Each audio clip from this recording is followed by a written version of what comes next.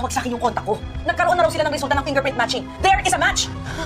Mukhang itong si Moira nga ay nakahanap na namang ng kakampi sa mga kapulisan dahil nang malaman nga niya, ang resulta ay agad nga niyang kinausap si Zoe. Ayon kay Moira ay tinawagan nga siya ng contacts niya sa loob ng presinto at napag-alaman niya na may resulta na nga ang fingerprint matching.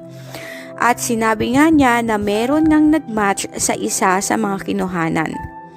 Nung mga oras na yon ay napabalik ko si Zoe ng tayo at tinanong niya kung sino.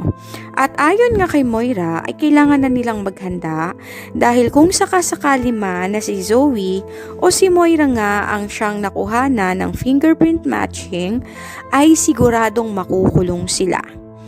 Tinawagan ni Moira ang isa sa kanyang mga tauhan at nakiusap siya na hanapan sila ng secret exit point palabas ng Pilipinas. Ayon sa kanya, hindi na siya papayag na makulong ulit dahil nagkaroon nga siya ng trauma sa kanyang mga dating kasamaang preso. At mas lalong hindi naman niya kakayanin kung makikita niyan ang kanyang anak na si Zoe ay makakasama niya sa loob ng kulungan.